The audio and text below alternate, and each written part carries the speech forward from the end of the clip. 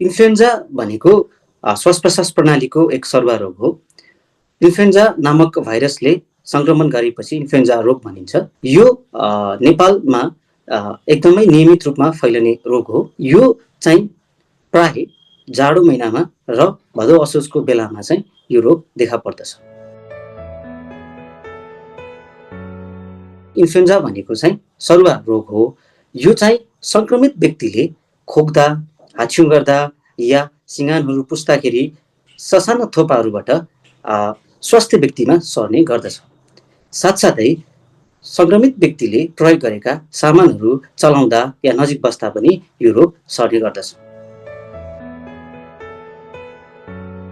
Influenza सामान्यतः बच्चाहरूमा र वृद्धहरूमा बेसी हुन्छ। किन भन्दाखेरि ससाना बच्चाहरूमा रोगसँग लड्ने क्षमता या रोग प्रतिरोधात्मक क्षमता कम भएको हुन्छ।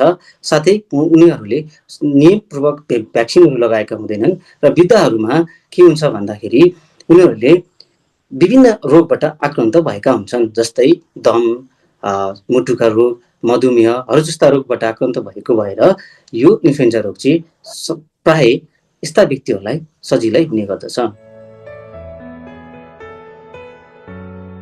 इन्फ्लुएन्जा लागेका बिरामीहरूमा सामान्यतः रुगा खोकी, ज्वरो र साथसाथै घाँटी खसखसाउने, घाँटी दुख्ने, शरीर गल्ने, थाक्ने यस्ता समस्याहरू हुन्छन्। श्वास प्रश्वास फेर्न गाह्रो हुने र साथै बच्चाहरूमा चाहिँ कहिलेकाहीँ वान्ता र डायरिया समेत हुने गर्दछ।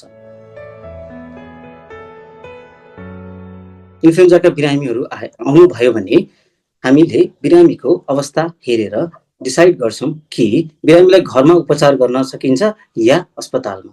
सामान्य रुगा खोकी ज्वरोको लागि हामीले बिरामीलाई घरमै उपचार गर्ने सल्लाह दिन्छौँ। घरमा उपचार गर्नको लागि बिरामीलाई आराम गर्नुहोस्, प्रशस्त मात्रामा पानी खानुहोस्, झोलिलो पोसिलो कुराहरू खाने गर्नुहोस् र ज्वरो आएको खण्डमा ज्वरो कम गर्ने औषधिहरू प्रयोग गर्नुहोस् भन्छौँ।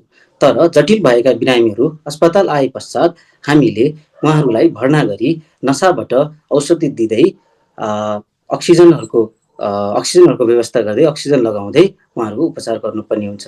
साथै कहिलेकाहीँ जटिल बिरामीहरूमा एन्टिभाइरल औषधि पनि प्रयोग गर्ने गर्दछौँ। इन्फ्लुएन्जाका भ्याक्सिनहरू विभिन्न प्रकारका हुन्छन्। नेपालमा नेसनल इम्युनाइजेसन स्केड्युल अर्थात् राष्ट्रिय खोप तालिकामा पनि हेमोफाइलस इन्फ्लुएन्जाको विरुद्धमा भ्याक्सिन पाइन्छ भने साथै इन्फ्लुएन्जाको लागि चाहिँ मांसपेशीमा लगाउने र नाकमा थोपाको स्वरूपमा यो भ्याक्सिनहरू उपलब्ध छ।